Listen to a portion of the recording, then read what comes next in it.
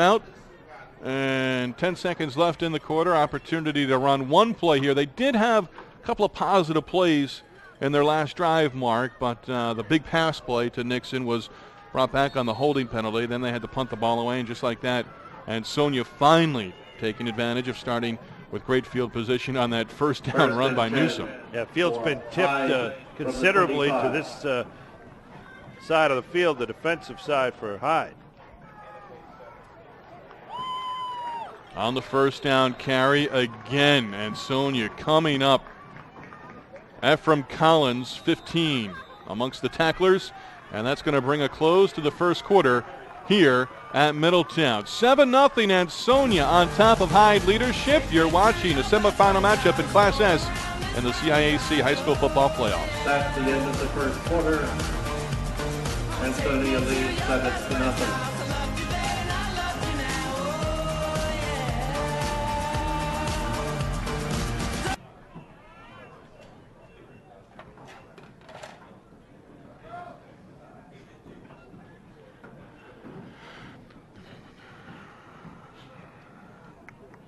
That's what they have those for.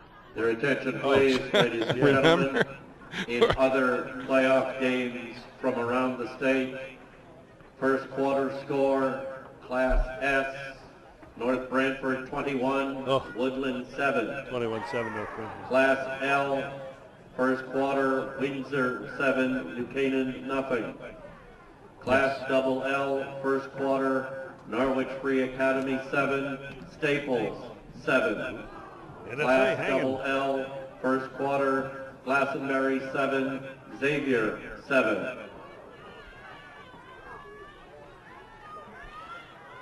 Class S semifinal from Middletown High School. Steve Lennox, Mark Robbins, Karen Bright along with you. Ansonia on top 7-0 as we get set to start the second quarter.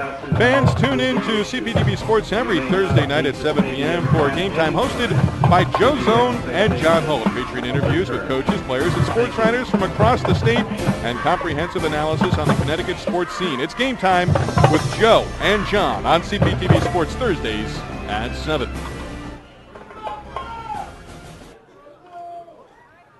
Well, let's see if the passing, at least the passing attempts by Hyde, kind of loosened up and makes this Ansonia defense respectable. Right at the snap, Elijah Nixon, receiver and twin brother of Ezekiel Nixon, number 4 out of the backfield, was in motion. Flag before the snap.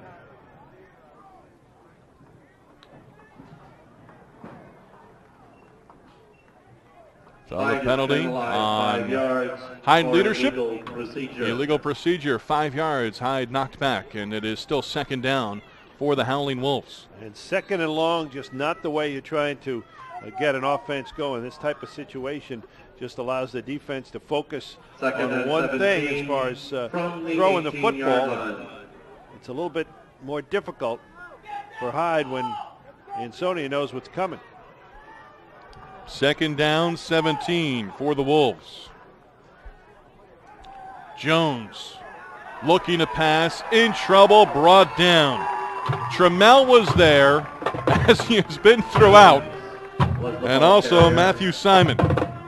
And that pressure from the defensive line has been consistent in this first half. From the very first offensive play by Hyde, pressure has come from that D-line, and the offensive line is for Hyde. The Howling Wolves having a lot of trouble handling what Ansonia has given them in a pass rush. Third down. Trammell on the defensive line, also on the offensive line. So third down. Hyde down 7-0. They need to get to the 35-yard line. 3rd and 24. Jones back to pass, in trouble in his end zone. Able to escape from Trammell, and coming in quickly was Hezekiah Duncan. And Ansonia very close to maybe picking up a safety there. He was driven out of bounds by Collins, 15.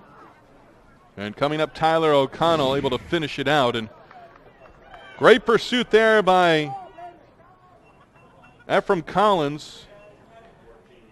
And it's a question, Steve, or a dilemma. No time to throw and no room to hide for the Wolves, because Jones just gets back into the pocket, and as soon as he does, he's got to scramble out of the way. Cameron Howe is deep. will punt. This is Howe on formation.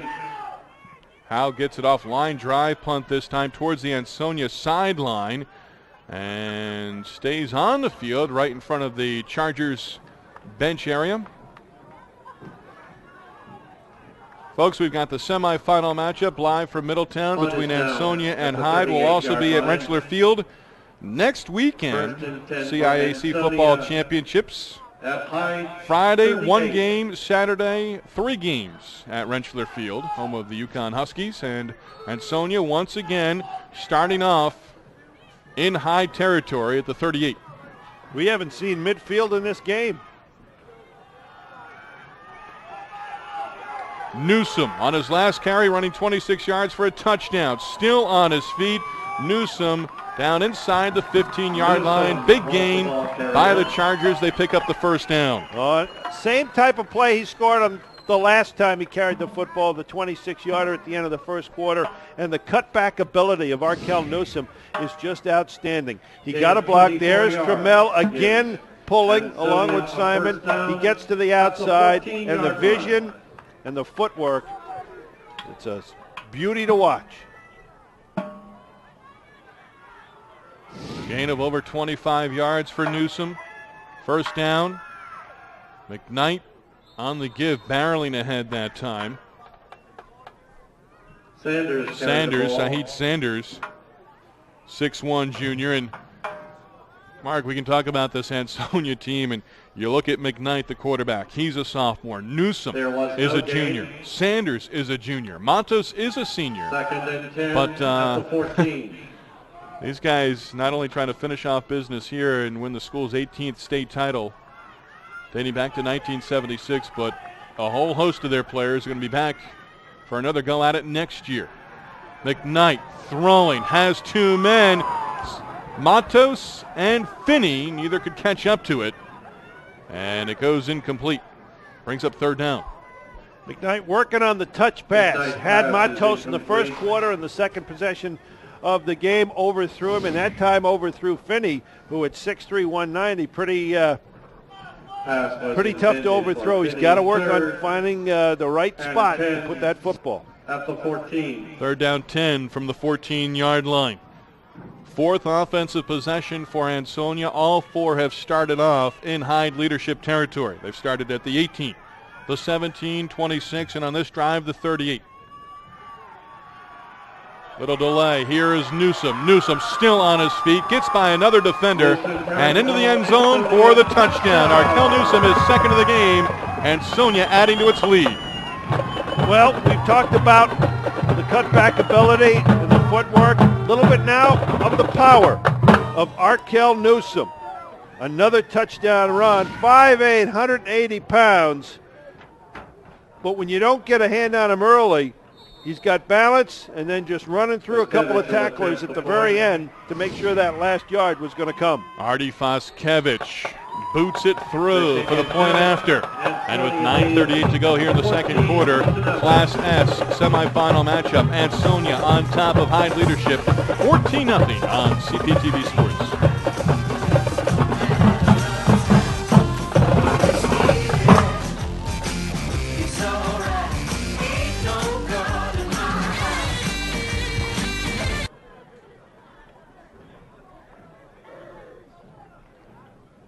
Hear that? NFA's up. Oh. 14? Yep. I believe 14.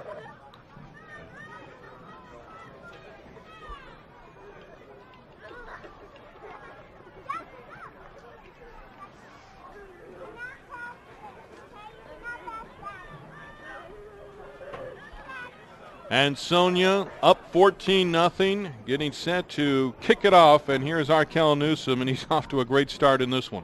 Well, that drive finished off by the run by Newsom. 4 plays, 38 yards.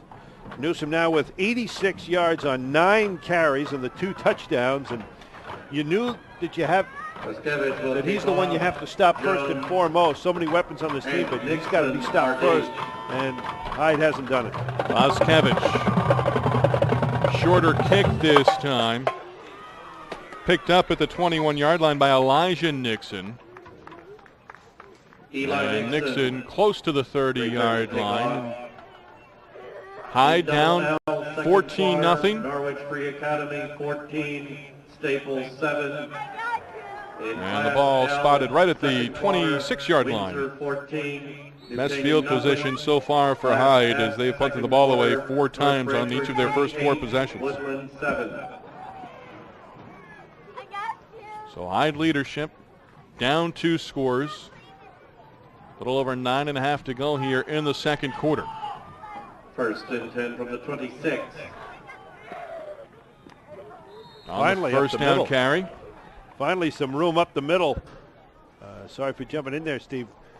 The line opened up a little bit of a hole for Akeem Berry. So second down now for the Howling Wolves. Down 14-0 here in the second. Ezekiel Nixon carried the ball. I may have given you the wrong number there. Jim Bransfield saying it was Nixon. 8 of 5 yards. Sorry, bad spot on my part.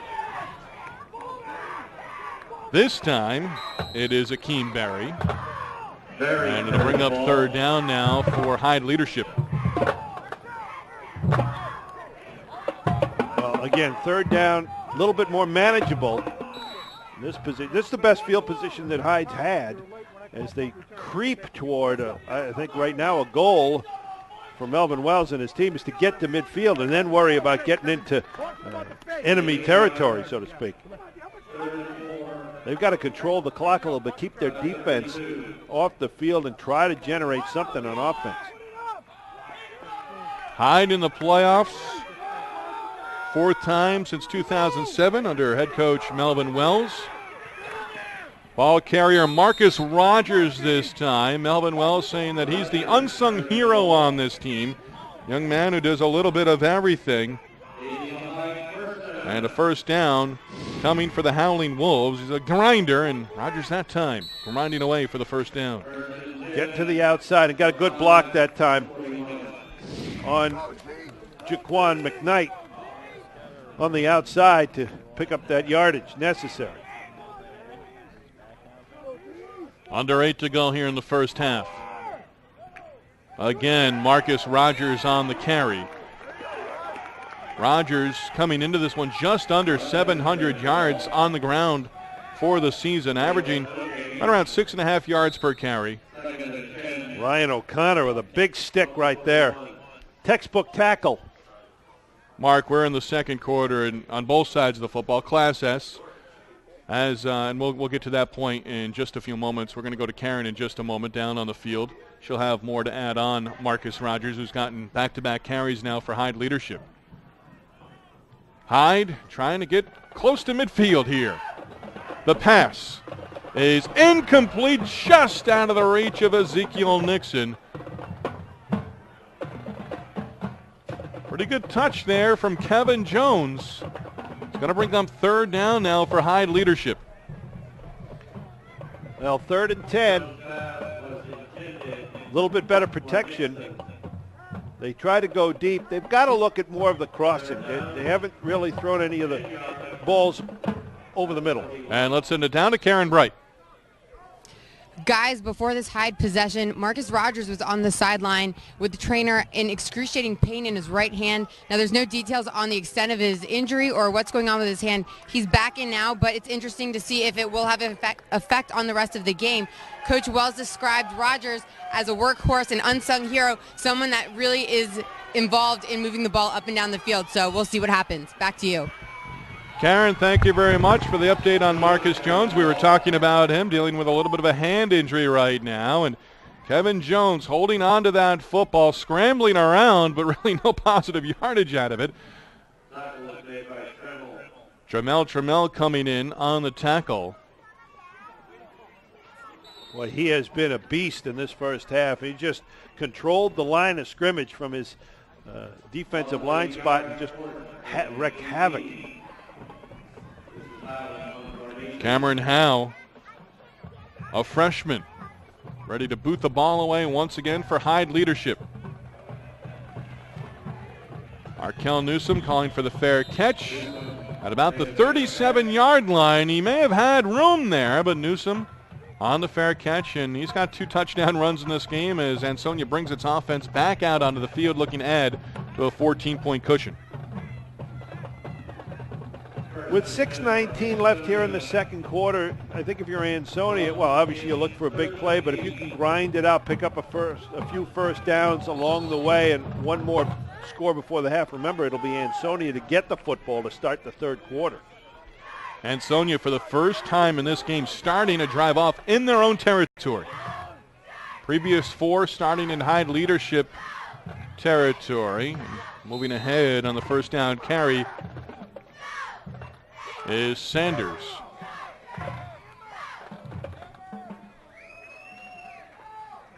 They're just pounding and pounding. It seems like the power game is to the right and the speed game is to the left for this Ansonia offense. They try to go wide to the left side, and they try to go kind of off tackle or over the right guard when they choose that side.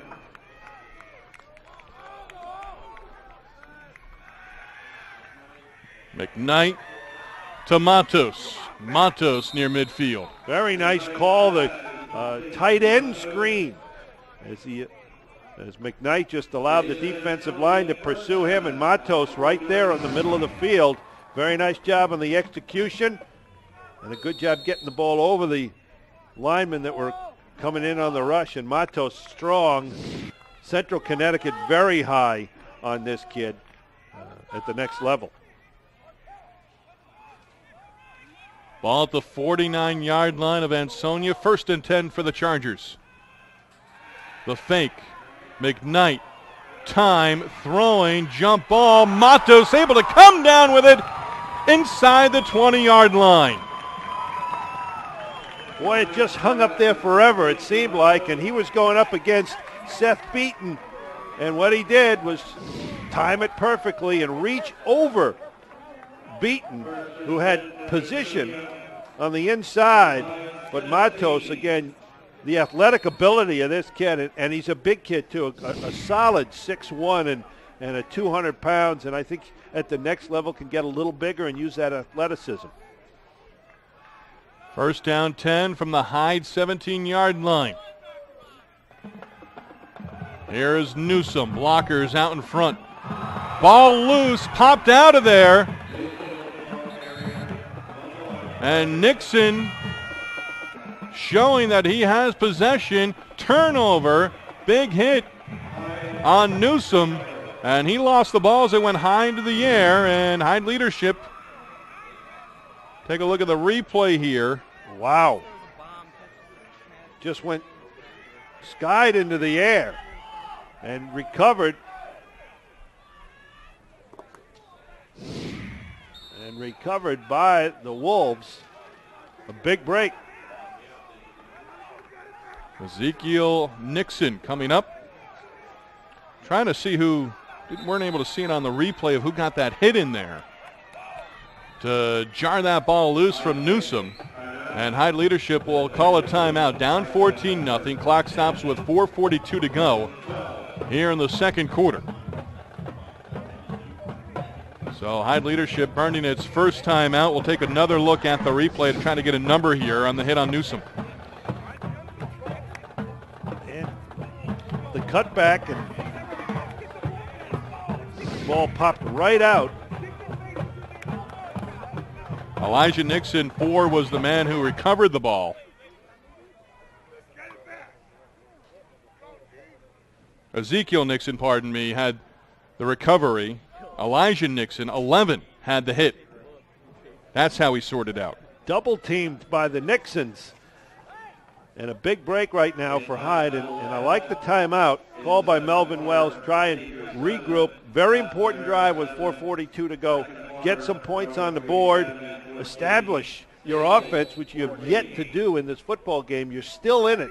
Thanks to the defense, a couple of big plays and a couple of defensive stands, you're still in this football game. Tom Brockett has to be a little bit disappointed that as well as his team has played, it is not up by more than 2 touchdowns. 5 punts in the game so far for Hyde Leadership. On first down. Well, for Coach Walkoff, we're going to use Hyde coach, and then the Hyde head coach. As we're under 4.5 to go here in the quarter. Second down now, as Marcus Rogers got the carry on first down. Well, the problem you run into if you're Hyde is if you can't move the football, you don't want to give it back to Ansonia with too much time. So you're kind of caught in a catch-22 type situation, second and long now. Ansonia has all 3 of its timeouts remaining. Jones on the handoff, Ezekiel Nixon. Little cutback, and that's what I think they're going to have to look at is the cutback lanes and try and make Ansonia pay for its speed and pursuit. Go backside and maybe get a flow going and throw back that way, or try a play action. Coming up on 3.5 to go in the quarter, Arkell Newsome, 2 touchdown runs in this game. 1 from 26, 1 from 14 on back-to-back possessions. And then Newsome losing the ball on the turnover. Elijah Nixon and Ezekiel Nixon with the hit and the recovery on the turnover. And Ansonia now will call the timeout, stopping the clock with 3:09. And this is the situation, the scenario that you played out, and it's playing out that way right now for Ansonia. Their first timeout, 2 remaining, stopping the clock with 3:09 to go, and Ansonia on top 14-0. And a 4th down, and it'll be Hyde to punt the football. And you wonder, not only will Ansonia stop the clock to regroup, but you wonder if they kind of set up an attempt to come hard and block this punt. They haven't had a lot of success as Hyde in punting and getting a good, strong punt away. And maybe if Ansonia can get through, they might even be able to add some pressure and come up with a block or a shanked punt. Ansonia advancing to the semifinals, winning Class M a year ago. Up 45-0 at halftime in their quarterfinal matchup against Prince Tech. En route to a 53-16 win. Thomas Brockett using a lot of the younger players in the second half of that game. As Hyde comes back out onto the field. And Cameron Howe in a very familiar situation here. He's not in his own end zone, but just outside, as he's going to punt it away on 4th down.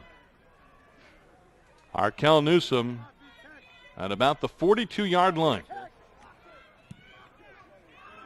Newsome comes up at the 39-yard line. Newsome had a punt return for a touchdown against Prince Tech. Flags come out as he got inside the 15. And Ansonia will have great field possession here in Hyde territory. We'll sort out the flag, and they're going to wave the flag off. Well, Newsome setting him up on a nice return. Thought he might break it for his 3rd score in this first half. But certainly with 2:55 to go, all the time necessary for this potent Chargers offense to get some more points. And again, Ansonia gets the ball to start the 3rd quarter. 3rd time in this game they've started a drive off inside the Hyde 20-yard line. They've started off at the 18 and 17. Both those possessions, their first 2 turnover on downs. Here is Newsome. And a nice tackle as Newsome unable to go anywhere. Akeem Berry coming up for Hyde Leadership. Tackle was made by Berry. Stringing that play out very nicely is Berry. And that's, I believe that's the first time they've had a loss of yardage. I think in the Loss of 4 yards. Loss of 4 on the play. Very few, maybe just a second if at most. I think you're probably more accurate there at the first of the game for Ansonia. Brockett's going to call a timeout. Coach Brockett wants to talk about things. I think a play action here might work well if you're Ansonia. And for Hyde, boy, the defense has been asked to do so much in this first half. If the Wolves can hold on, you almost have to be thankful to be down 14-0 going into the half. That's where they'd like it right now. Remember, Ansonia did win the toss prior to the game, deferred to the second half, but play another scenario out for you. I don't know. I mean, if they get a quick score here, probably wouldn't be enough time. Hyde would be able to, they'd have the ball back and run it out. They would have one timeout remaining. They didn't have to burn their third and final timeout here late in the second quarter. 2:16 to go, but Ansonia, 2 scores, both both from Arkell Newsom. And the big pass play that we saw came during that drive where they had the turnover to Matos, who's also played a significant role here in the first half. Jaquan Knight at quarterback with Newsom to his right out of the timeout. Second down and 14 from the 19-yard line. McKnight on the fake. McKnight brought down. Well, that option did not fool Hyde, and Tyquan Franklin, the big senior outside linebacker, riding down Jaquan McKnight. Good job. And again, I think a play action here would do wonders, but we'll see. Coming up on 1:40 to go here in the second quarter. Still plenty of time for Ansonia. Third down.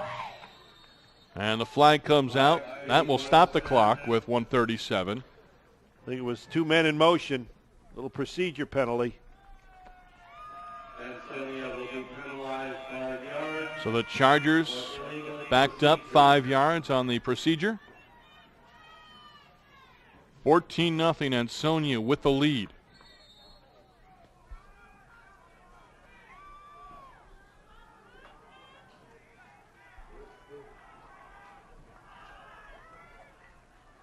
Call it third down 19. Newsom. McKnight throwing, end zone. Finney, touchdown Ansonia. Rayshon Finney, 5th touchdown reception of the season. Ansonia now a point after attempt away from taking a 21-0 lead. Great execution on both ends. An unbelievable throw to the corner of the end zone by McKnight. The only person who could catch it was Finney, who had to make a nice over-the-shoulder grab for the touchdown. Foskevich.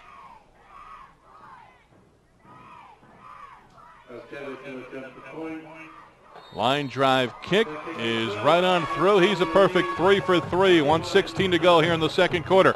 Ansonia on top of Hyde Leadership, 21-0.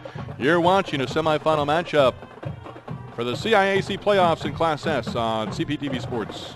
An update in Class L, second quarter. Norwich Free Academy 21, Staples 14. That's a good game. They tied it up 14, then they went ahead again.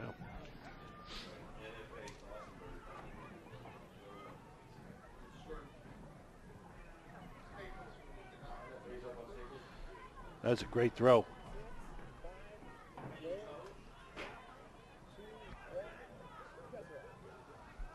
$21-0. Ansonia, number 1 in Class S, leading over number 5 Hyde Leadership.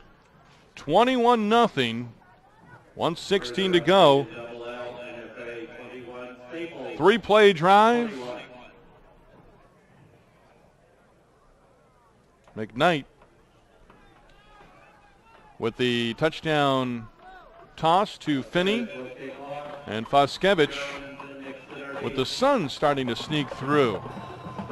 Little pooch kick to the Hyde Leadership 45-yard line, and picked up by Hyde.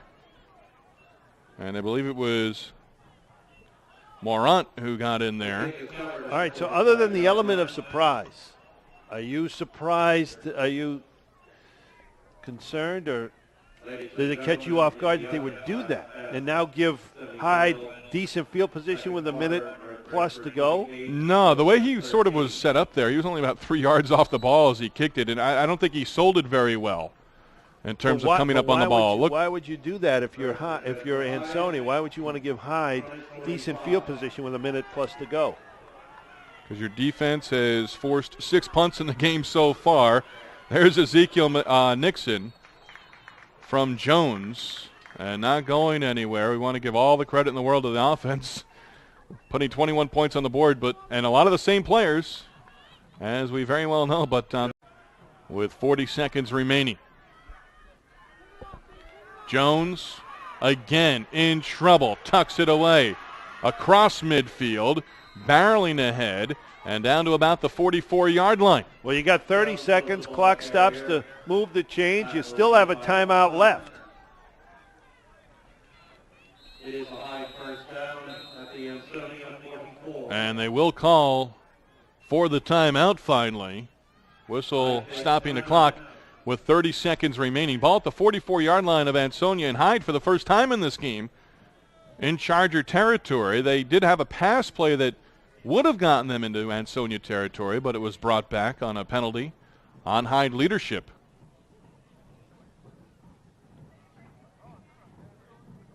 Well, now, if you're Hyde, you're going to look for that big play, and maybe you run that pass play again. And if your line, which has been doing a little better in the second quarter as far as pass protection, if it can give Kevin Jones some time, you've got the Nixon boys that can go out and get deep, and you've got pretty good wide receiver / tight end and Seth Beaton, who's got 8 catches on the season for 156 yards. So there are kids that have the ability to get deep. Xavier leading over Glastonbury 9-7. My math is right, it was 7-7, so I would say they ended up with a safety. Nothing gets by you.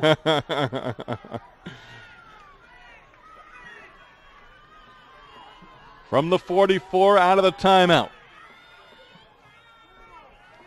Jones in trouble, brought down. Big loss on the play.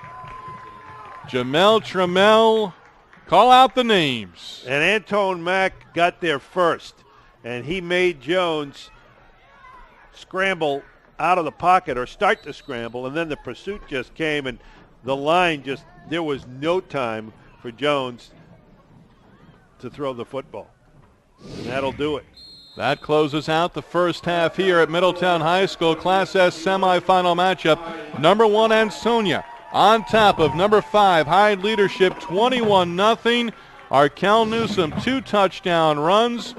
McKnight with a touchdown pass, an impressive touchdown pass to Rayshon Finney, and a 21-0 lead for Ansonia as we go to halftime. And Hyde Leadership early on didn't have very good field possession offensively, and the defense and offense for Ansonia has really been solid here in the first half. Literally and figuratively in a hole from the start, the Hyde Howling Wolves, and they haven't been able to howl much at all. Ansonia has pinned them back and then pinned their own ears back, and just the pass rush has been such a key and presented so many problems for Kevin Jones. And then when you have Arkell Newsom and the weapons that Ansonia has, they put 3 scores on the board. Ansonia will have the ball to start the third quarter. We're waiting to hear from Karen Bright down on the field with head coach Melvin Wells of Hyde Leadership. Again, 21-0 here at halftime with Ansonia leading. The other matchup in Class S has North Branford and Woodland. That's a matchup of number 3 and number 7. That one at Falcon Field in Meriden. Last check, North Branford had 21 points and the lead. The North Branford team is looking to make it to the finals, and right now we send it down to the field and Karen Bright.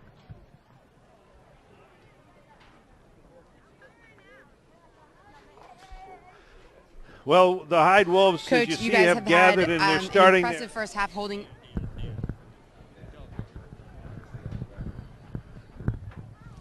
Coach, you guys have had an impressive first half against the first-seeded Ansonia. What's going on offense? You're having a little trouble getting in a rhythm started. Well, actually, we just have to block people. I mean, for whatever reason, we're having difficulty reading our keys. And I think once we get that moving along, we'll do a little bit better. But right now, with us not blocking anybody, we can't do a whole lot of anything. And defense is only going to last us for so long before they end up breaking. I mean, so we're going to have to make some changes and fix some things really quick. And you have had an impressive display of defense so far this game. What adjustments are you going to make for the second half to get back in the game? Well, defensively, we're going to stay at it. What we think we're going to look at is we're going to loosen up a little bit. We're going to spread out a little bit and see if we can't move the ball down the field through the air a little bit, and maybe create a little bit of seam with spreading those guys out. Thanks, Coach. You're welcome. Thank you. Okay, Karen, thank you very much. Karen talking with head coach Melvin Wells. And Hyde Leadership at halftime down 21-0 here at Middletown High School in this Class S semifinal matchup. Again, 21-0 Ansonia with the lead. Stay tuned. Plenty to do with our halftime festivities here on CPTV Sports.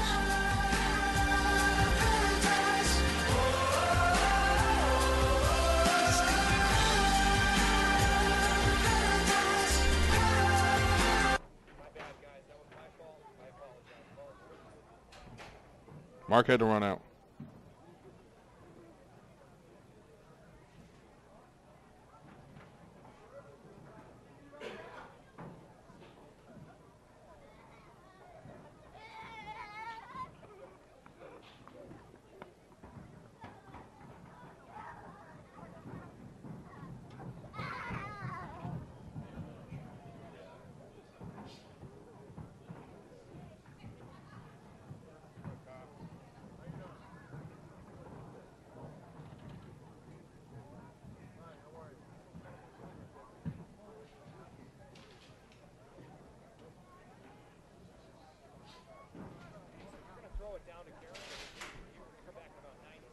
Okay.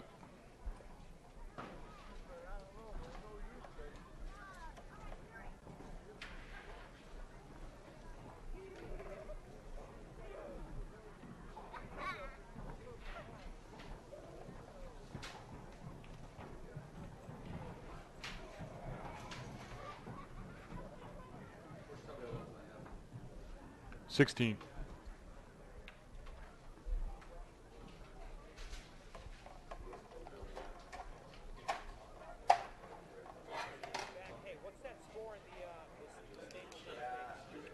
I don't have it right now.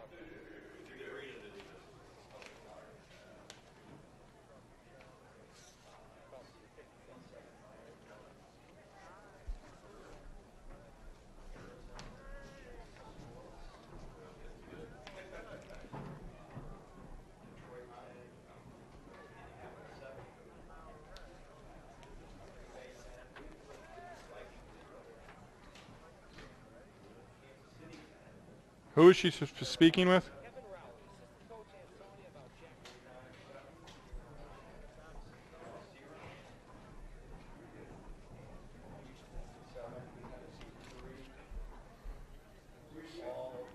Raleigh?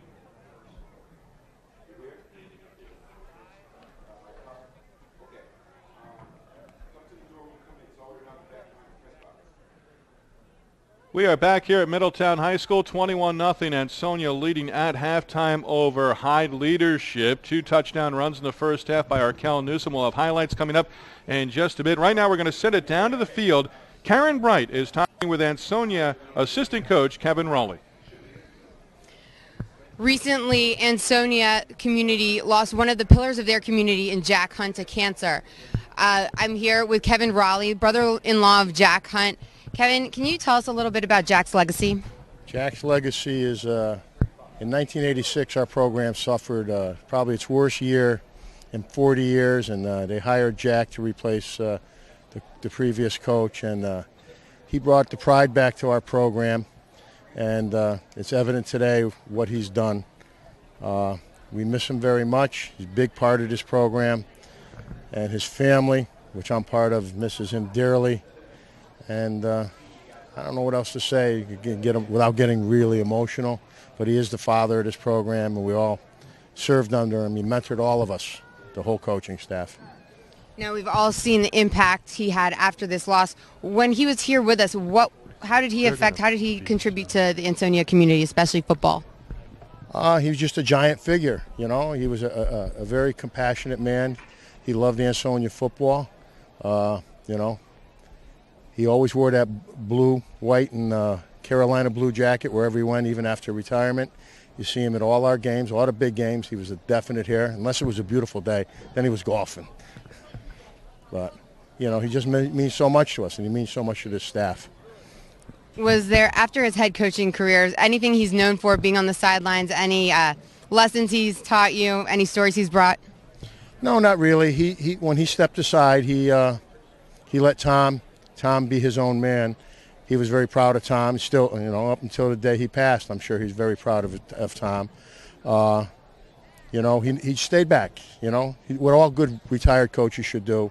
He never put an input or anything. He knew that Tom knew the right way, the Ansonia way.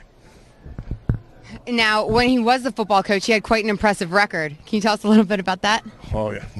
193-26, I would say, is a very impressive record. You know, we instill in our kids, and he instilled in everybody, was never give up. Probably the biggest game was his second game as head coach against Shelton, and rather than play for the tie, we went for the victory on the last play of the game, and we won 8-7. And then the biggest victory is beating a #1 New London team in the '88 Class S finals. They were up 15-0, and our kids never gave up.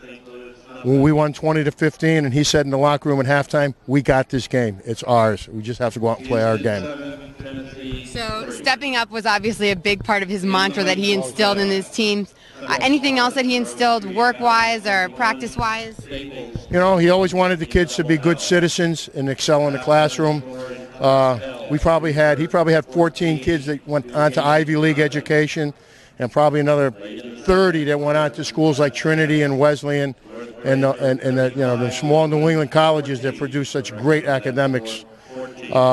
You know, probably one of his biggest success stories was Ramondo Stallings, who came to Ansonia and was a young man in crisis, and Jack got him to the NFL. So. Well, Kevin, thank you very much. We're going to take a break here, and we'll be right back with playoff football.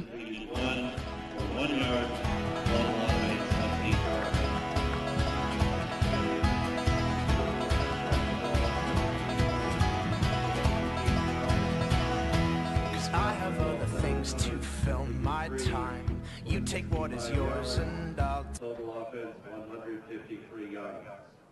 21-0 Ansonia at the half.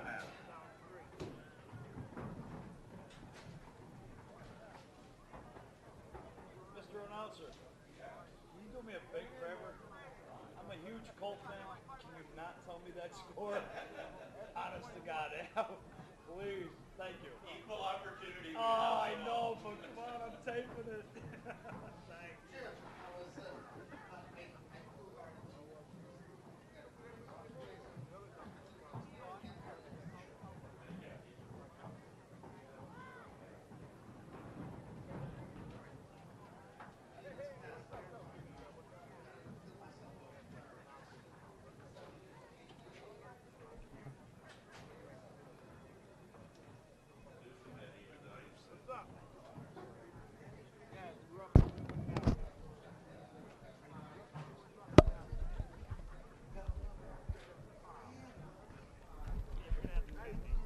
Okay. Can you bring up that the second game that we have? Can you talk on Jack Hunt? A little bit. A little bit.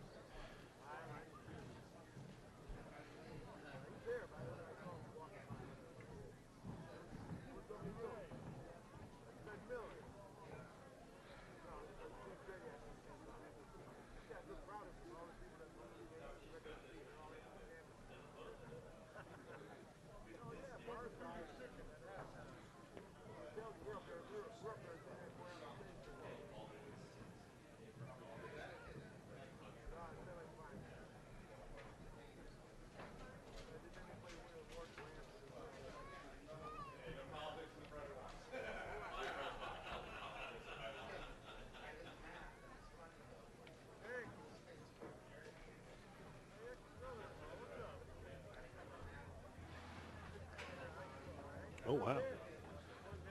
We're going to take another break, right? We have 8.5. We're going to take another break, right? But are we going to take another break? Unbelievable. We are back here at halftime. Ansonia leading over Hyde Leadership 21-0 in this Class S semifinal. Thank you very much to Karen Bright with our halftime interview. And Steve and Mark back up in the booth here at Middletown High School. Don't forget our second game coming up at 5 o'clock. It will be Montville, number 8 in Class M, taking on Hill House, number 4. We're going to talk about that game in just a few moments. But, Mark, we got the news during our NFA New London broadcast on Thanksgiving Day, the passing of longtime head coach Jack Hunt, a man I never met, but interesting how it kind of came down on Thanksgiving Day. A lot of people around the state finding out with email, text, on Twitter. But just the people who have written about him, the quotes from the people who know him, to a man, to a person, I've enjoyed it thoroughly in terms of people celebrating a life and a man who had great influence on the Ansonia community. Oh, without a doubt, the entire community and anybody that's been around high school football in the state of Connecticut or high school athletics knows that Ansonia is built for high school football, and Jack Hunt built the Ansonia program and took it to levels that had not been seen in the past, and he was a man who was so widely respected, and not only in Ansonia, but throughout the state of Connecticut for what he was able to accomplish, the way he was able to accomplish those state championships, and really taking and unifying a community that during hard times, during economic struggles throughout the state, Ansonia oftentimes has been been one of the hardest communities hit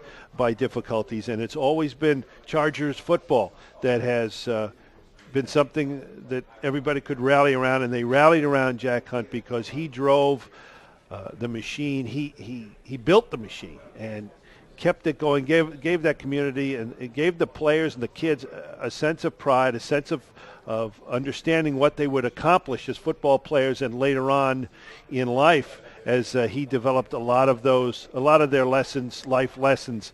And so for Ansonia and the state to lose a man of the stature of Jack Hunt, it was a sad day. And on Thanksgiving, which is a cherished day for high school football in the state of Connecticut and in the Northeast because of the traditions of playing on Thanksgiving Day, Thanksgiving morning, to find out at that time, I guess appropriate that everybody could kind of find out and focus on the man who meant so much to the state and to the sport of high school football. First half, 21-0, Ansonia leading, looking to get back to the state finals and to Rentschler Field next weekend that we'll have here on CPTV Sports. Don't forget, coming up at 5 o'clock, we'll have number 4 Montville and number 8 Montville, and number 4 Hill House out of Class M. As we take a look at the first half stats here, again, it's not going to be a pretty picture on the other side for Hyde Leadership, but Ansonia pretty much both sides of the ball over the first 24. And the scoreboard and the stat sheets tilted just like the field was the entire first half. And really, when you look at the numbers and the score, of course, 21-0, and the rushing yards and the passing yards, a pretty good balance for Ansonia. Not much to speak of. The 1 yard rushing for this Howling Wolves team of Hyde and just 51 yards in total offense. I think what those numbers tell me is that if it weren't for the Hyde defense, we'd be talking about 35-42-0 for Ansonia to be in the lead. So the Hyde defense, and Coach Wells talked about, the defense can only take you so far, and being down 21-0 is not insurmountable. It's not where you want to be, but it's not insurmountable if they can make some changes. Mark, as we take a look at Staples and NFA Class LL in the CIAC playoffs, right there, it's been NFA leading 14-7 and then 21-14. Staples out of the FCIAC champions for the second straight year. That one at halftime all tied up at 21-21. And Xavier now on top after a safety, leading Glastonbury 9-7. That's a matchup. Xavier-Glastonbury. It's a game here in that one. I don't know if it's at halftime yet for those two teams, but the last two years, it's been Xavier knocking Glastonbury out of the playoffs. And right now, both of those semifinals, what you might expect at this level, at this time of year, 4 outstanding programs. And, gee, you wonder what's going to give in the second half. Xavier is now up 16-7. Here's a look at Class S right now. Ansonia, our game, 21-0. North Brantford is cruising right now against number 7 Woodland. Yeah, it appears to be the Chargers and the Thunderbirds that are heading toward the rent on Friday night. So that's the way things look right now with the out-of-town scores from Middletown. We're coming up on the start of the third quarter. 21-0, Ansonia on top.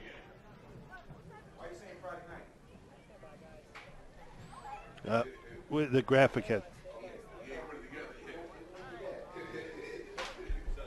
All right, won't be Friday? All right. Okay. All right. Sure. Oh.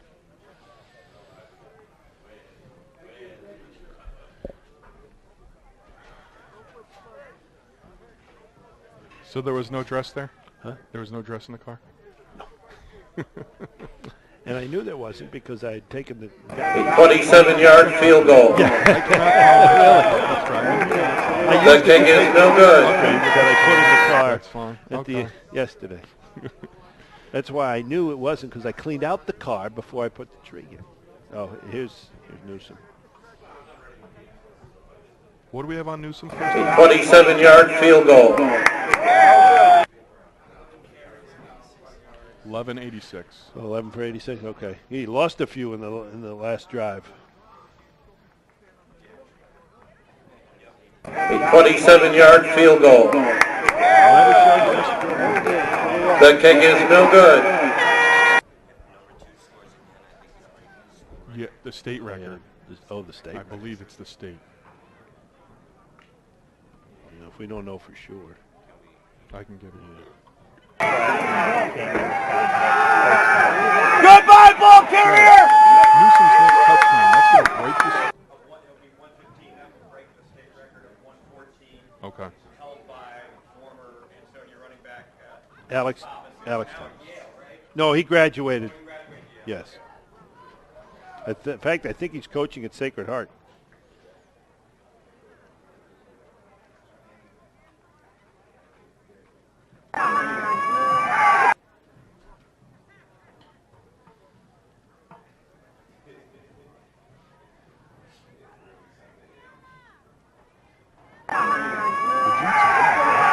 Go, go, go, go! That's it, baby, all day long! Newsom carried the ball. Ansonia, touchdown. Do you want to go into these Jet games? Because I don't want to go anymore. I think they've been season ticket holders since the 70s. I think they're ready to say goodbye. Goodbye, ball carrier!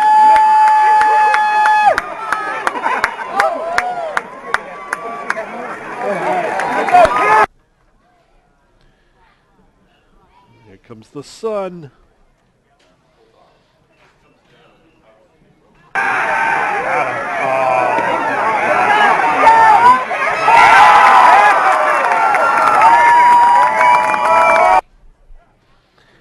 No, somebody put the sun on the wrong side, right?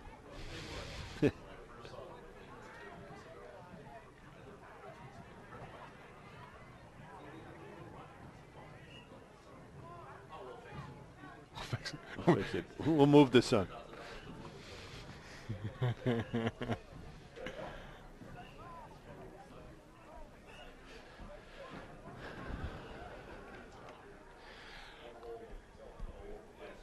Well, Ansonia led 45-0 after the first half against Prince Tech in the quarterfinal matchup. Here in the semis against Hyde Leadership, the Chargers up 21-0. Steve Lennox, Mark Robbins, Karen Bright back with you from Middletown High School as we take a look at some of the first half highlights. And it's been all Chargers on both sides of the football as we've been talking about throughout. Defensively, that pass rush, immediate trouble for the Howling Wolves of Hyde, and then Arkell Newsom just running through a couple of tackles and powering his way into the end zone. That was the second touchdown that he scored.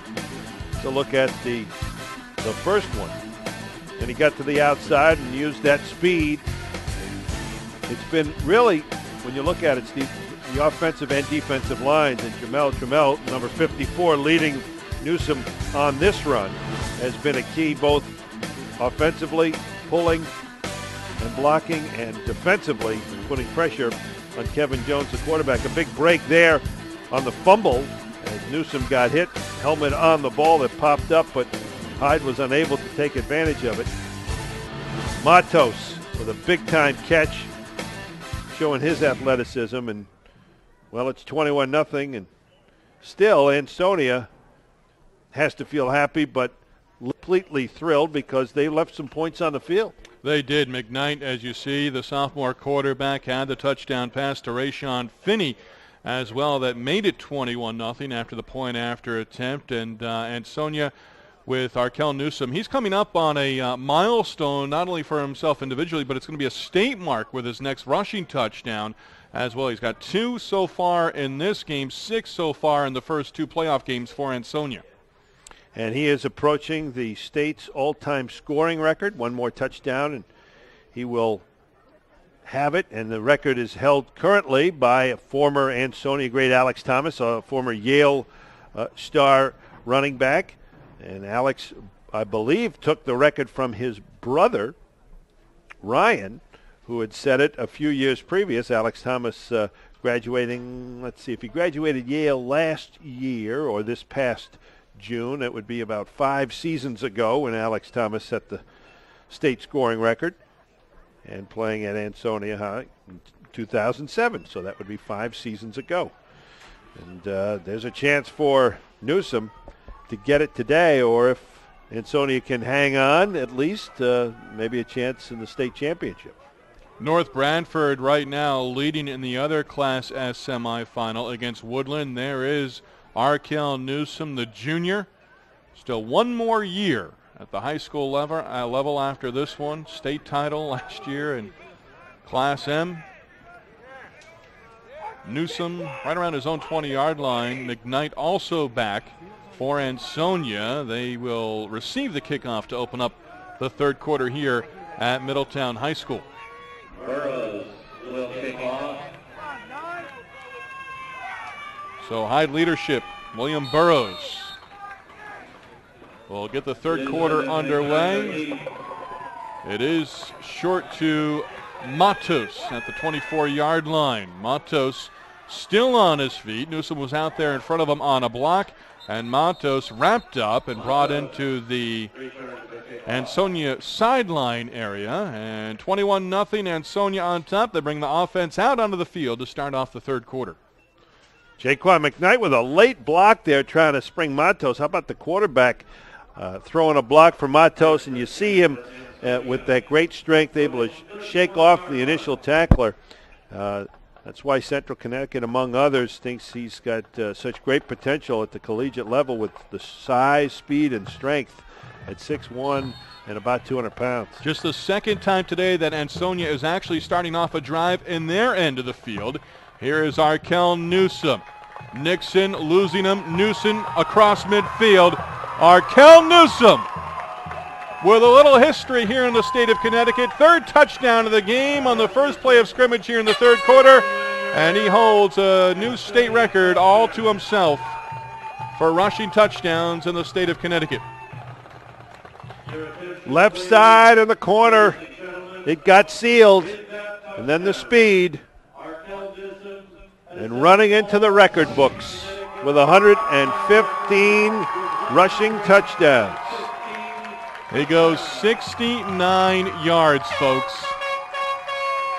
The junior from Ansonia. 27-0. Matos giving his teammate a hug. Foskevich missing on the point-after attempt. Early on here in the fourth quarter, Ansonia on top, 27-0 against Hyde Leadership.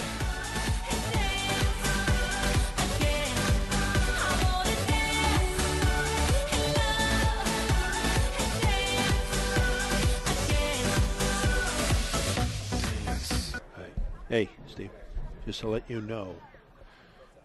No, I'm talking to Steve. He's a junior, but he may be too old to play next year. I don't know. There's a... Yeah.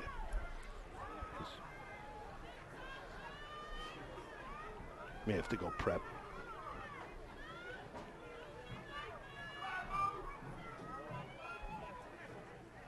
Arkell Newsome, 155 yards rushing, 3 touchdowns in this game. Number 2. Number 1.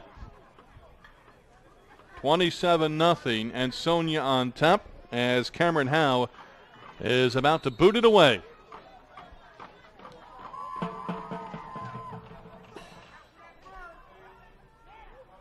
Marcus Rogers brought down. Coming up for Ansonia was Carfaro. And Hyde, Ansonia scoring on the first play from scrimmage, 69 yards from their own 31-yard line. Newsome, again, getting the blocks out front. During the highlights from the first half, and you mentioned Trammell and some of the other players on both sides on that defensive line and offensive line, what I've noticed is the players out front on the blocks and even on defense when they've gone after somebody with the ball, they close out and finish off their assignments to a man. They do. They're solid blockers, and they got great speed. You know, we talk about speed, Steve, all the time, and you're usually talking about the receivers and the backs. But the line play and the linebackers for Ansonia, well, they're the same guys that are the backs and the receivers sometimes, and they have tremendous closing speed. Ezekiel Nixon picking up a yard, 2nd down for Hyde Leadership. Hyde under 10 yards of total offense in the first half. Rogers in motion, Jones on the handoff. Saeed Sanders, I saw number 3 get in there. Finney also as the well. men up front, Finney, O'Connell. Opening minute of the third quarter. I don't know if it's in the playbook, but I think a play action might do something, at least freeze the line and the linebackers and make them go for the fake and go for the ball carry, give Rogers a little bit more time, Jones a little bit more time to throw the football. Akeem Barry up across the 40-yard line. And I believe enough for the first down. Yep, they're going to move the chains.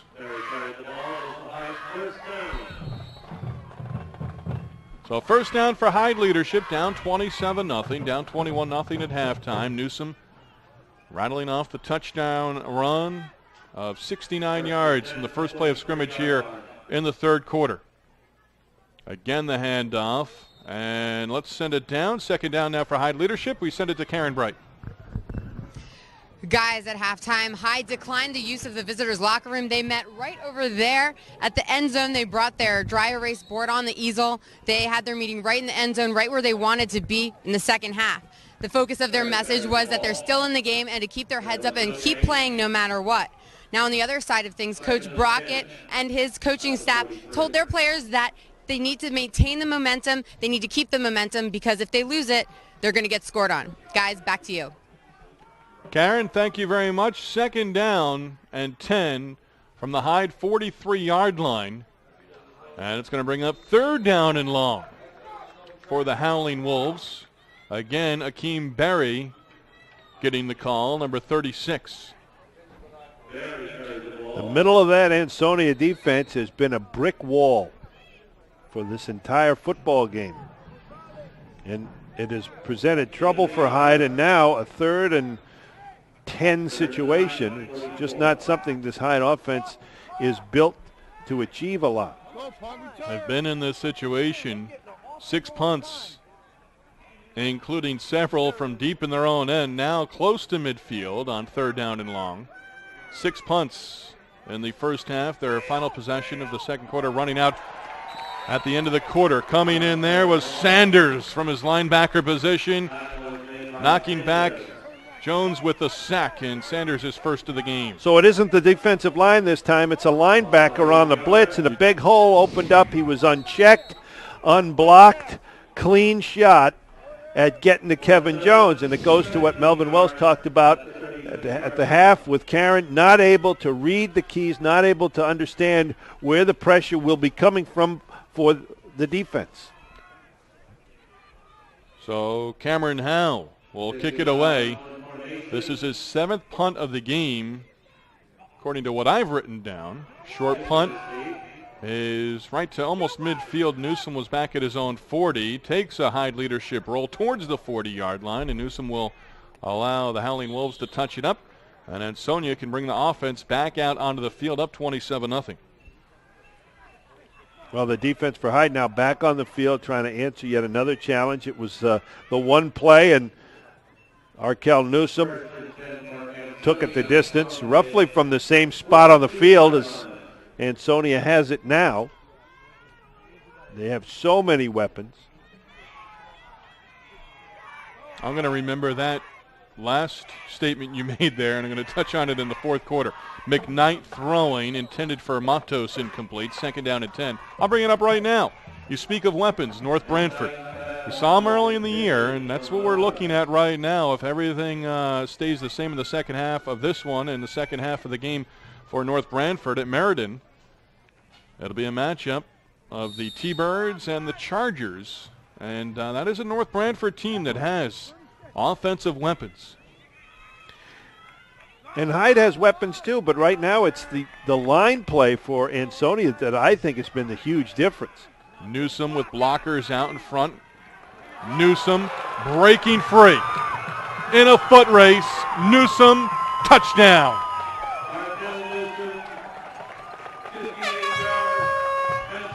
58 yards is 4th of the game.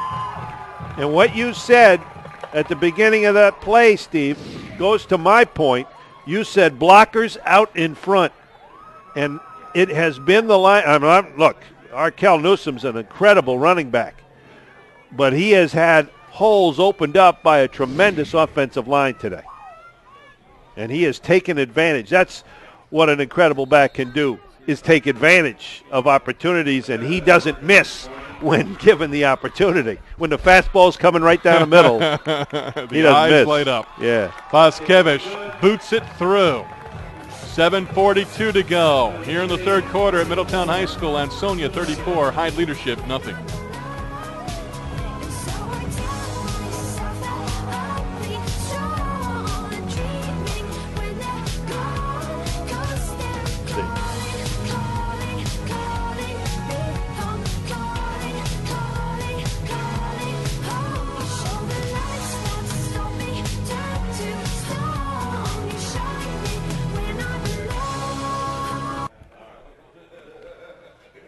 I have it as this is his 4th time this year, 200 plus.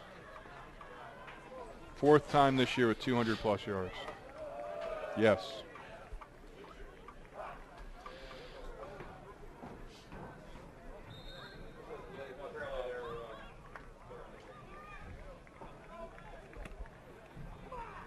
$34-0, Ansonia on top. Folks, Eyewitness News is always on at WFSB.com, at your desktop or on the go. Channel 3 is delivering local news when and where you want it. Eyewitness News is on your side. Steve Lennox, Mark Robbins, Karen Bright from Middletown High School on what has become a very pleasant day weather-wise, and certainly a pleasant day for Newsom and Ansonia. Ball brought up by Nixon. Ezekiel Nixon brought down on coverage by the Chargers, and Hyde will bring the offense back out onto the field. 2 scores now for Thomas Brockett and his Chargers here in the second half. Coach Brockett now in his 7th season, leading the way for the Chargers.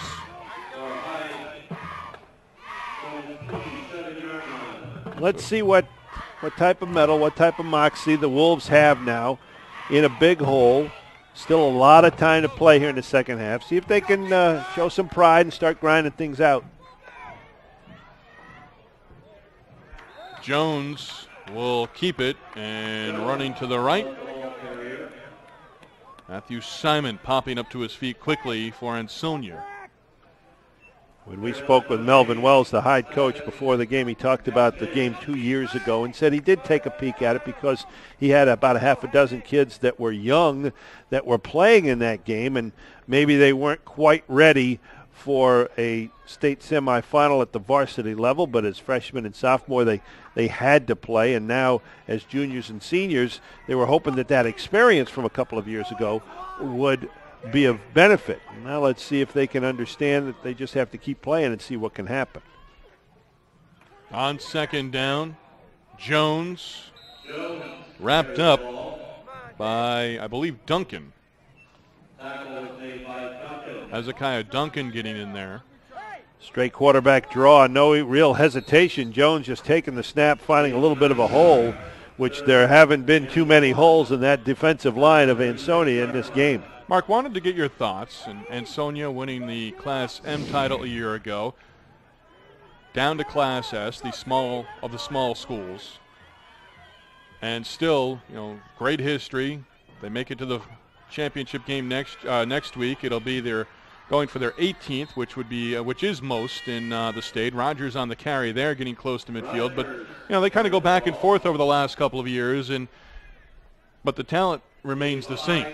Yeah, it goes by enrollment of your males, depending on the sport. It goes by enrollment of whichever gender you're dealing with. So it goes by boy enrollment, and it dropped down this year for Ansonia. But they could certainly play at any level, all the way up to the Class LL. They're a state power, no matter how many kids they got in the classrooms. On first down. That'll bring up second and long now for Hyde Leadership. We send it down to the field, and Karen Bright. Steve, Mark, after that Ansonia touchdown, you could just feel the team be deflated on the Hyde sideline. Coach Wells called his team over and said one thing to them. They said, keep it like you started. Start like you finished. I'm sorry. He said, start the game, finish the game like you started. That was the message. Back to you guys. Okay, Karen, thank you very much. Down 34-0. That's what we're looking for out of Hyde right now. Here on the carry is Ezekiel Nixon, and he's knocked back. Finney getting in there. And Ryan O'Connor as well. And, boy, does he lay a textbook lick on anybody who's coming up with the football. He likes to get his shoulder pad right near your chest. And that's apparently what happened to the ball carrier Rogers for Hyde. Athletic trainers from Hyde Leadership out onto the field. Clock stopping here in the third quarter with 4:54 remaining. 34-0. Ansonia on top in this Class S semifinal matchup. Woodland and North Branford on the other side as you take another look at it. And again, getting that penetration, finishing off as it was O'Connor and Finney. And you talk about finishing. They finish blocks. They finish tackles. They wrap up. And a great example of that on that replay is O'Connor hit him and drove him back, and Finney just really finishing him off. And unfortunately, it results in an injury. So Nixon helped to the sideline. Fans on the near side and the far side with a round of applause as he'll go over and favoring, it looks like, the right leg. As it is third down now, 3rd and 9 set up for Hyde Leadership. And just a tough situation for the Howling Wolves, made a little bit tougher when you lose a talent like Nixon. Well, Jim Bransfield from the Middletown Press, the public address announcer at Palmer Field and here at Middletown High School, letting us know that NFA is now leading 23-21 over Staples in Class LL. And again, by my math, another safety in Class LL. On third down, Jones to Akeem Berry across midfield. And Berry close to the 40-yard line of Ansonia.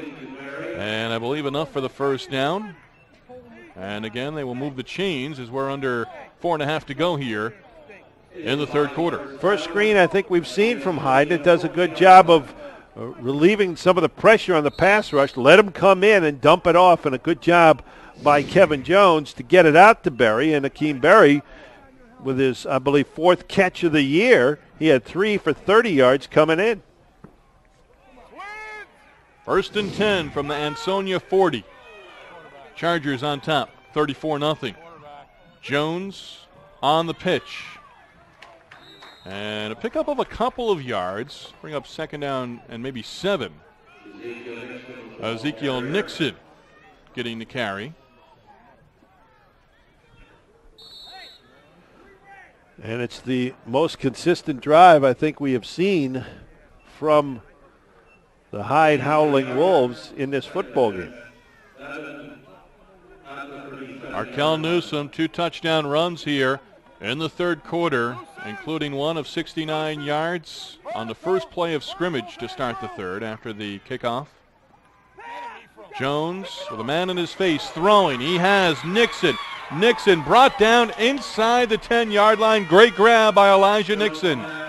Oh, how about Kevin Jones standing tall under the pressure?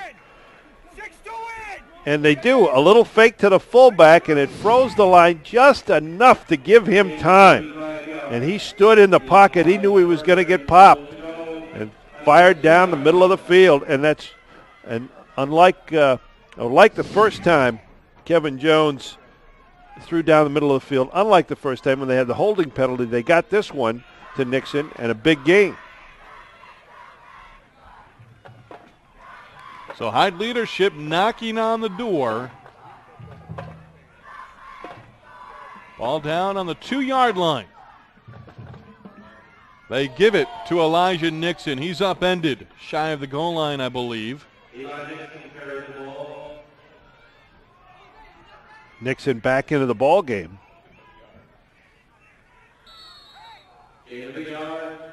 So second down from the 1-yard line, second and goal. As Jones again going over to the sideline. Melvin Wells giving instructions. Under 2.5 to go in the third quarter. It's been all Ansonia. Ansonia now with goal line defense. Jones able to sneak in. He gets into the end zone for the first Hyde touchdown of the day. So the Howling Wolves on the board on the 1-yard touchdown run. And a really nice answer by Hyde. Getting down 34-0 and, getting pounded on as you see Jones limping off the field, but still playing hard, still competing and trying to get back into it. Cameron Howe for the point after. And I believe into the line. That's how Ansonia got here to the that's how they got to the semifinals with a point after attempt blocked. 2:17 to go. All Ansonia over Hyde.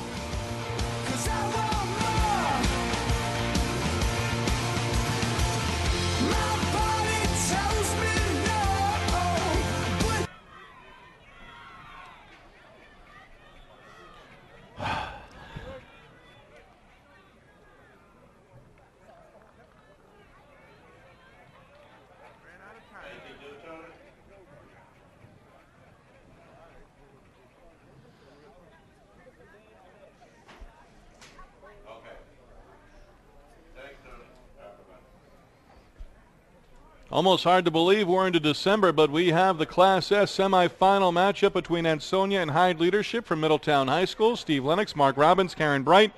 And it finally lived up to my billing in terms of the weather. I told you, just had to be patient. But an absolutely gorgeous setting here at Middletown High School. Very comfortable Sunday here in the month of December, the first Sunday in the 12th month of the year. And Hyde finally on the board, down 34-6. And again, it goes to the credit, the coaching staff of Melvin Wells and the players of Hyde continuing to battle on. Burrows, short kick. Matos at the 28. Matos spinning away. McKnight on a bit of a block. Matos is one of those guys. He's finally brought down shy of the 40. Montville Hillhouse, by the way, coming up for our Class M semifinal matchup from Middletown High School at 5 o'clock. But Matos is one of those guys to me, Mark. My opportunities might be limited. Might go to Feeney when they throw the ball. They're going to give the ball a lot to Newsom, maybe Saunders every once in a while. when I get my opportunity, I've got to make the most of it. And had a big pass play earlier in the game in the first half. Yeah, he has over 1,000 yards in total offense and 800 of that receiving. McKnight will pass. Throwing, and it is complete. On the reception, Ryan O'Connor. And the that senior. time, Stephen, that time it was Matos who kind of cleared out the zone. He went deep down that far sideline, and on a crossing pattern, getting to the corner on an out was O'Connor, and you could see nobody within 7 or 8 yards of him. Big pass play, setting up 1st and 10 from the 41-yard line of Hyde. 20-yard pickup for Ansonia. 1:57 to go in the third. Arkell Newsom picks up a couple of yards on 1st down. Newsom, for the 4th time this season, over 200 yards in a game.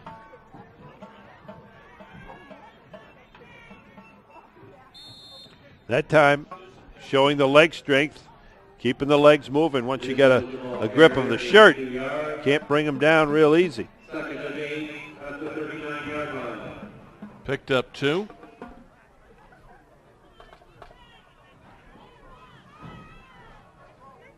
Tyler Barley, a freshman, had 80 yards on the ground. We may see him in the 4th quarter for Ansonia. McKnight passing. Has a man. Finney bobbling and cannot hold on. Now a flag comes in, and on the coverage was Elijah Nixon. Well, Finney's a big target, Steve. They went down to him deep. He made a nice over-the-shoulder catch for a touchdown earlier. And this time, he'll just draw the penalty.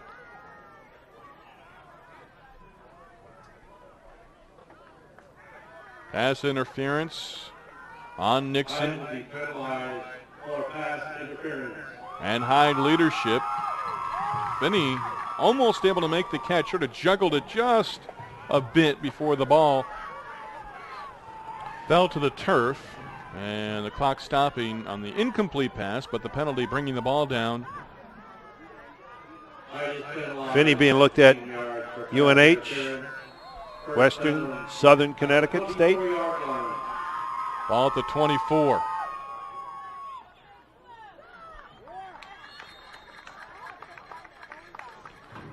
Fullback. Let's send it down to the field, and once again we hear from Karen Bright.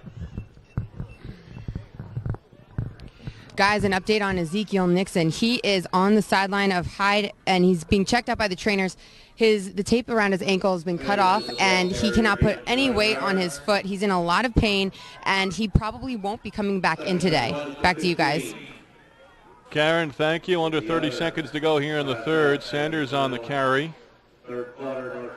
On the last snap. 13. 13 is the right number. Again, they barrel straight ahead, and the fake to Newsom with McKnight selling it. And it was Sanders once again, as we are going to close out the third quarter here at Middletown High School. Ansonia 12 minutes away from advancing to their 26th state championship in high school football here in the state of Connecticut. Going to the fourth, Ansonia on top of Hyde Leadership, 34-6. You're watching the 2012 Class S semifinal matchup between Ansonia and Hyde here on CPTV.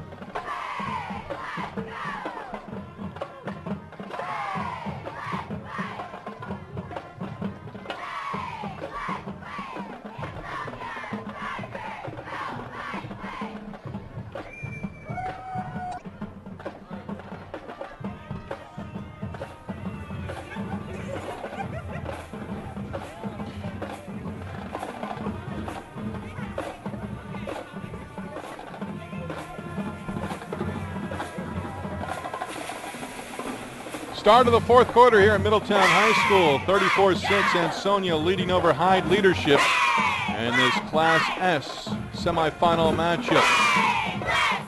McKnight to Newsom. Newsom knocked back for a loss. William Burrows getting in there for Hyde. Oh, my goodness, what pressure. Coming right up the middle. The senior. A tackle for a loss. He had 5 sacks coming into this game. Give him a tackle for a loss. William Burrows burrowing right through the line. On the first play from scrimmage to start the third, Newsom 69 yards for the touchdown. First play from scrimmage to start the fourth, knocked back for a loss of 7. McKnight. Matos. Down the sideline, Matos close to the goal line, but knocked out of bounds and right around the 3-yard line. And again, they just took what the defense was giving them that time, sent the line to the left, little throwback to Matos on the right side. That far sideline was open, and he takes it deep, and it's 1st and goal. Newsom, 4 touchdown runs in the game, 2 in the second half. Fake, and up the middle. Matos is in for the touchdown. Well, you talked about taking advantage of your opportunities. A little cross buck, a little scissors type action coming off the wing. Matos and the strength, I'm telling you, the kid is a legit 6'1", 205 to maybe 210 pounds. And I just think with the combination of speed and power he has, he's going to be even better because he'll have more opportunities maybe at the collegiate level.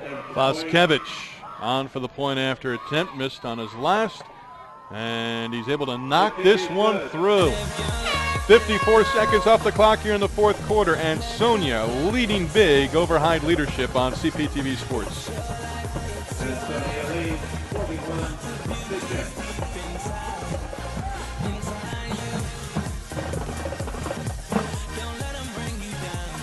Good player, huh? Yeah. After that game we did, he talked to Karen, and then his family was around. I had talked to him for a couple minutes before the game, and I just watched the interview because it was taped afterwards. Or Sean did it, and He doesn't have the grades yet. It won't be a qualifier.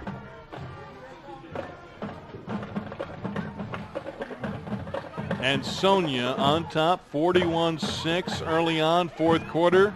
Here at Middletown High School, Class S semifinal matchup. Winner of this one going on to will take on either North Brantford or Woodland at Rentschler Field next weekend for the Class S state title. Last look, it was all North Brantford in that semifinal matchup as Vaskevich will boot the ball away. Yeah, 48-13, fourth quarter for the Thunderbirds. Short kick by Vaskevich, brought up to the 30-yard line by Hyde Leadership. And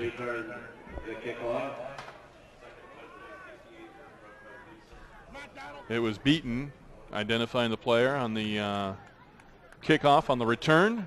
So the ball at the 31-yard line for Hyde Leadership, scoring on its last possession. And with the ball now, just a little over a minute off the clock. NFA leading over Staples. I believe I heard New Canaan was losing, so it'll be a tough day for the FCIAC. Windsor, I think, was up 20-0 on the Rams. On first down, carry for Hyde as they keep the ball on the ground. Akeem Berry. Well, I saw Staples against Darien early on in the year, and I had the opportunity for the NFA New London game on Thanksgiving Day, which was a lot of fun to cover from the historical perspective, and a terrific finish to the regular season for NFA, and 63 points, I believe it was, in the quarterfinal matchup for Norwich Free Academy, and they may very well be on their way in this semifinal matchup in Class LL. We'll pass along scores in the fourth quarter, and remember we have Montville and Hill House for Class M in the semifinals coming up at 5 o'clock from Middletown.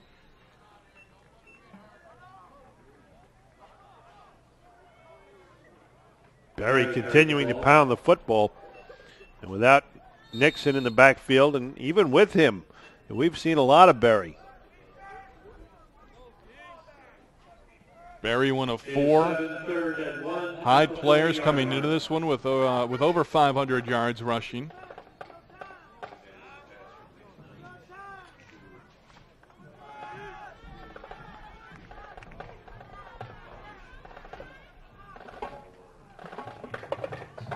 On 3rd down, and I believe the Wolves have the first down here, so this drive is going to continue. Again, Berry getting the carry. It is a high first down.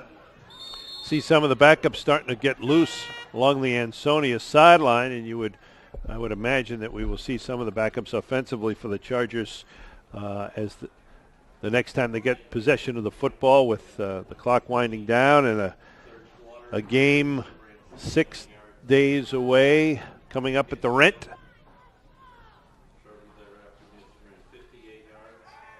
Jones passing incomplete. And that was almost a turn and throw because the pressure has been so intense so quickly.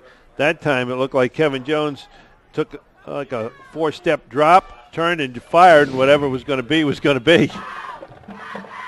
Xavier increasing its lead over Glastonbury. That was 7-7 at one point. Xavier got a safety to take the lead, 9-7. I believe I just heard from Jerry Maguire, 30-7.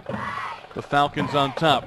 They may very well be on their way to defending their back-to-back state titles in Class LL. Sean Marinet's team just 1 loss during the year, and that against Ham.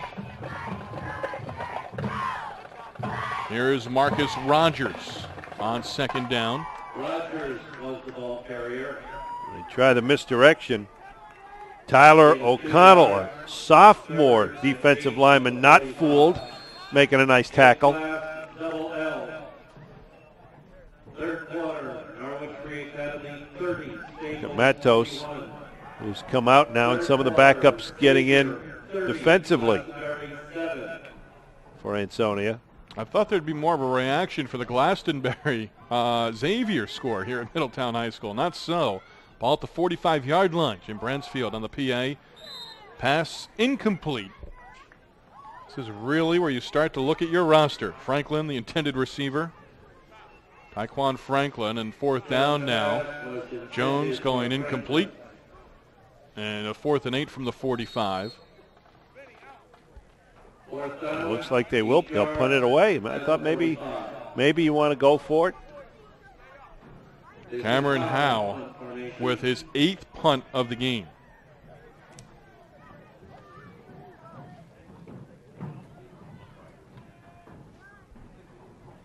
No one is deep right now for Ansonia as Howe gets it off. And this one will take a high bounce towards the 20-yard line, inside the 20 as it continues to roll. And they'll touch it up. 8:01 to go. 8 minutes to go here in the 4th quarter. 41-6 Ansonia with the lead. They led 45-0 en route to a victory over Prince Tech in the quarterfinal matchup. And a lot of their backups played a majority of the second half in that one. As you take a look at Ansonia in the huddle before they bring the offense out onto the field.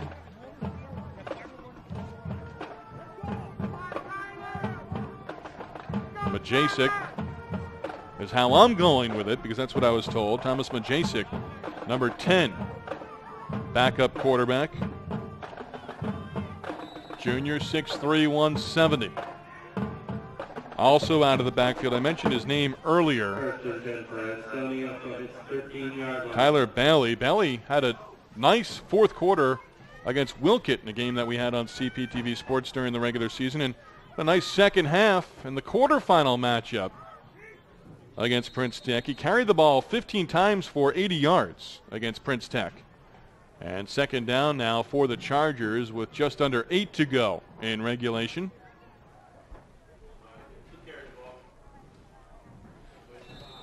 And Tyler Bailey with the freshman tailback getting a shot to run the football.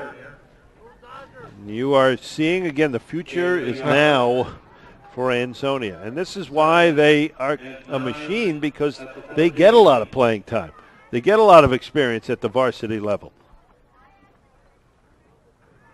Bailey on second down.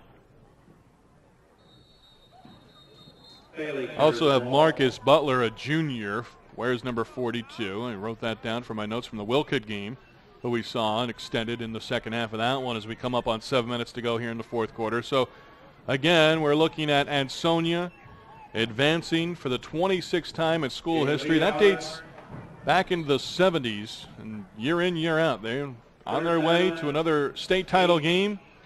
17 state titles last year in Class M, most of any school in the state. Last week for the school, the 743rd win. Boy, Newsom with a new state record, establishing a new state record in terms of wins for a high school program. On third down, Jacek. Flag coming out. And Majacek wrapped up by the Hyde defenders. So Majacek getting the carry. Jacek was the ball carrier. Again, the junior. And the clock stopping with 6:16 to go. Again, Montville and Hillhouse. Number 4 versus number 8 in Class M coming up at 5 o'clock. Just enough time to maybe go get a hot dog, run an open. Glenn Conocello will be with us for the second game. Mark is going to take the rest of the afternoon off and get ready for basketball. I will be doing that, but I'll have an ear and an eye out maybe to see what happens. That should be an interesting ball game. Montville, a very talented squad, and Hillhouse always a speedy unit. Hillhouse only 2 losses on the year, and the common theme amongst people who carried an opinion late in the year, if Hillhouse makes it, they made it in as the number 4 seed in Class M. If they make it, they're going to be dangerous. They lost to Han, they lost to Xavier during the regular season, and they led big against Xavier in the second half of their matchup during the regular season. In the 27-point lead in the fourth quarter. 50-49 was the final in that one, and that really got that Xavier team going for Sean Marinan. Jacek coming to the sideline. The academics and Tom Dyer, and the thing about Hillhouse is you can't stop what you can't catch. And their speed is something special. Harold Cooper, Andre Anderson out of the backfield. It's not Anderson Cooper. That's Anderson in the Cooper. Backfield. That's for sure. I was going to send a tweet the other day about those two, and I almost had it set up as Anderson Cooper. Cooper and Anderson.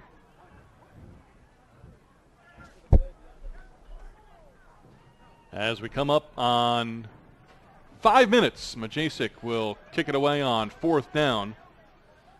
And the ball bouncing around the 40-yard line and close to midfield. And Sonia will let it stop at the 49-yard line. Tuesday night at 7 p.m. on CPTV Sports is an all-new show hosted by WFSB sportscaster Joe Zone. Beyond the Beat takes viewers outside the press box with discussions of sports in Connecticut and beyond. Joined on a rotating basis by 3 of Connecticut's best-known sports writers, viewers will be treated to wide-open, frank dialogue of those topics that matter most to the Connecticut sports fan. Beyond the Beat with Joe Zone, Tuesdays at 7 on CPTV Sports. Saeed Sanders and Ansonia on top. 41-6 here in the fourth quarter. Hyde with the ball at its own 49. Here is Nixon. And Elijah Nixon brought down. Elijah Nixon carried the ball. Marcus Butler, junior, listed at 5'4", in on the tackle for Ansonia. Under 4.5 remaining. Little toss, this little jet sweep on the toss for Elijah Nixon, and got some space. Picked up about 7. You know, it's just one of those plays that they didn't get in the first 3 quarters where they were put in second and short. They just didn't have those opportunities. Akeem Barry. Barry carried the ball. And that'll bring up, well, Barry with under 4 to go. Got the first down. So Windsor against New Canaan leading. We saw Windsor victorious here on this field against Middletown during the regular season on CPTV Sports. They played football and then they played football. The soccer match for Middletown High School, the boys program, was in the rain. The night game that night between Windsor and Middletown. Great game. Came down to the fourth quarter with Windsor winning. And Windsor, with a flag coming out here, Windsor on the way to a state championship game next week at Rentschler Field. Might get a hold against Hyde on this play. They ran it 2 plays ago, and Elijah Nixon came up with some yardage. Had a nice gain on this one that'll be taken away.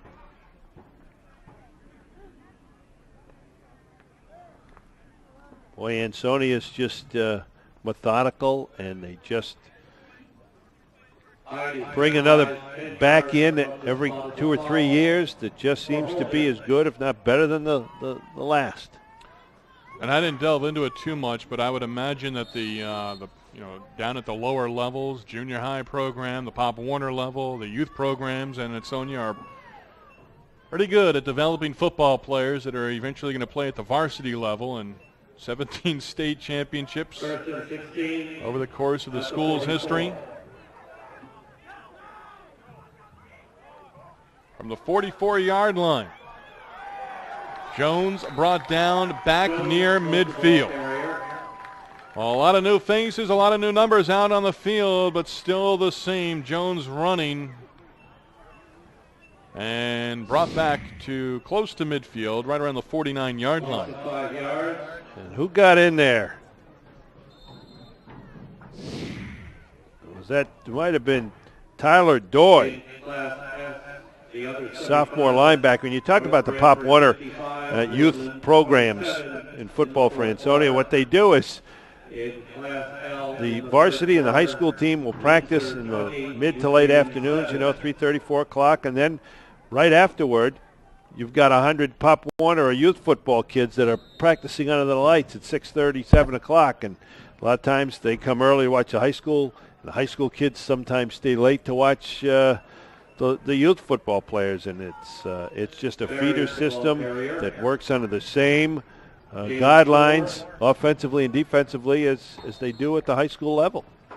And you mentioned the number there, 100 kids or so involved at that level getting ready to play in the future. It's a nice number to draw from for a high school program as we're under 2 to go here in the fourth quarter. Newsom, 4 touchdown runs, establishing a new state record for rushing touchdowns in Connecticut. Here's Elijah Nixon getting to the outside. Nixon down the sideline and brought out of bounds. Elijah Nixon carried the ball. And Nixon able to get in. Nope, pardon me. Majasic.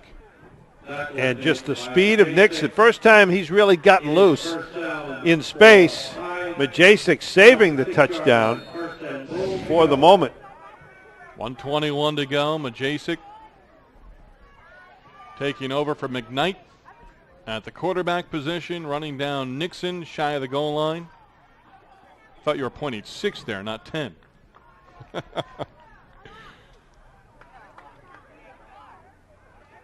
Jones a touchdown run.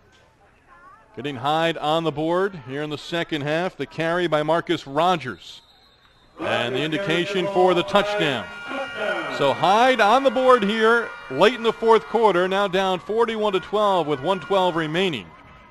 And they'll come on for the point after attempt.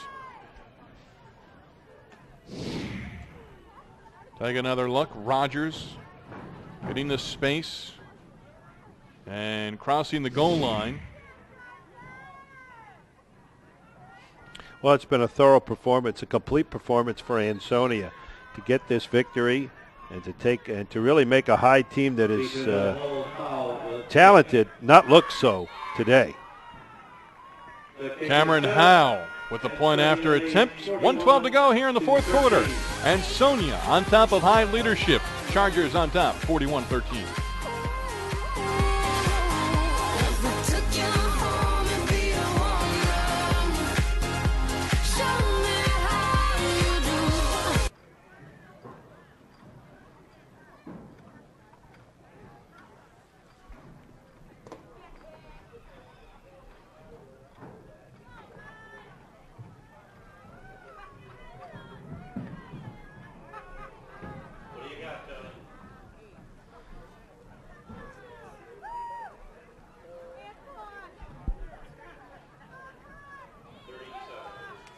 .112 to go in the fourth quarter. Ansonia on top of Hyde Leadership.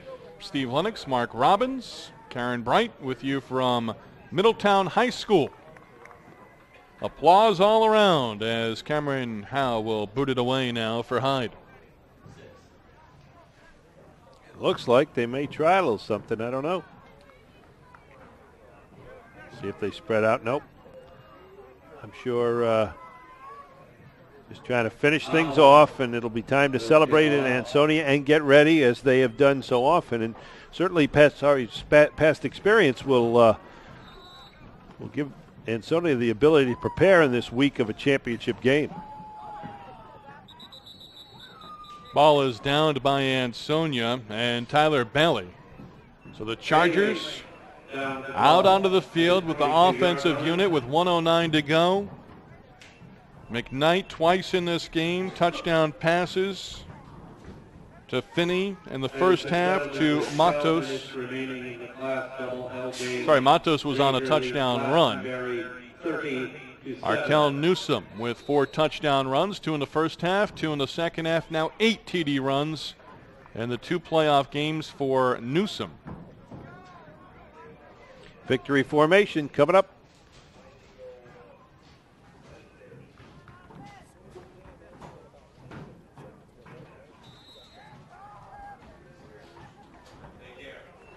Ansonia taking a knee, starting the clock up. We have under a minute to go now. The Chargers improving with the win here to 13-0. One more victory on the season. They pick up a win next week. They'll be state champs for the 18th time in school history.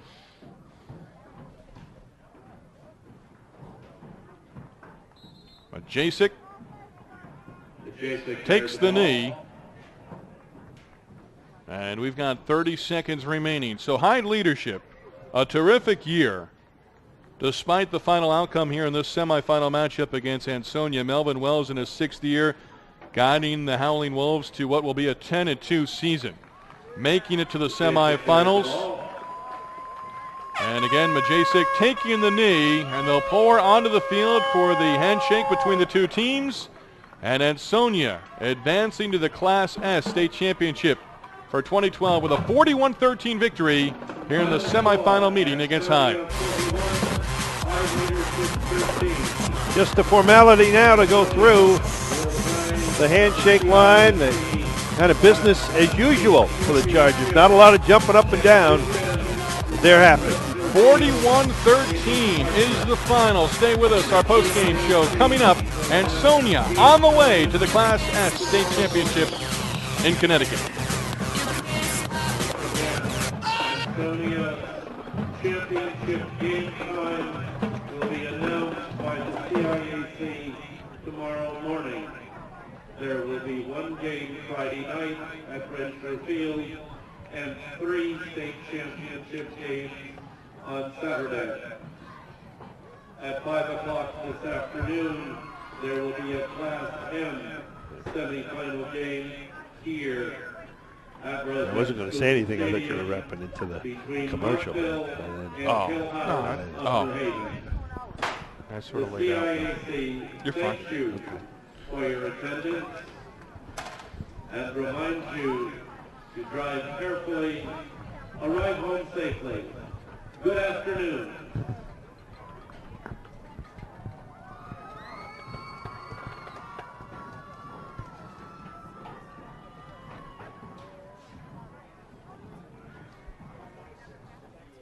Ansonia winning the semifinal matchup in Class S over Hyde Leadership 41-13. We send it down to the field and Karen Bright. I'm here with the CPTV Sports Player of the Game, Akil Newsom. Akil, not only did you guys win today's game, but you set a Connecticut state record for touchdowns, 115. How do you feel? It's awesome. It's a great accomplishment. Now, you guys made the next step to the finals. What is the team feeling like going forward to the finals? Feels great. This is what we wanted all year, and we worked hard for this. Now it's time to go off and have another practice. What are you guys going to do to prepare for the finals? I'm just going to just more plays, and more intensity, and just practice more, harder. Well, congratulations. You're the player of the game. Thank you. Thanks. Okay, Karen, thank you very much. 41-13 the final. Akil Newsom, over 200 yards for the fourth time this year. 4 touchdown runs for Newsom. And he now has 8 touchdown runs in the 2 playoff games. Ansonia winning, and now it looks like it could be number 3 versus number 1 in Class S, Mark. Well, it'll be interesting to see what the Thunderbirds can do against Ansonia. To me, the skill positions are where the focal point will be for a lot of people, but you have to look at the line. And both sides of the football, defense and offense, this Ansonia team can dominate. Well, coming up at 5 o'clock from Middletown, we're going to have number 4 versus number 8 for the Class M semifinal matchup. It'll be Hill House, the Academics 9-2, against the Indians of Montville, also entering at 9-2 on the season. So again, we're going to take a little bit of a break here from Middletown. Come back. Again, we'll be on the air at 5 o'clock live with the matchup, the semifinal matchup for Class M. For Karen Bright and my partner Mark Robbins, I'm Steve Lennox. 41-13 the final, Ansonia victorious.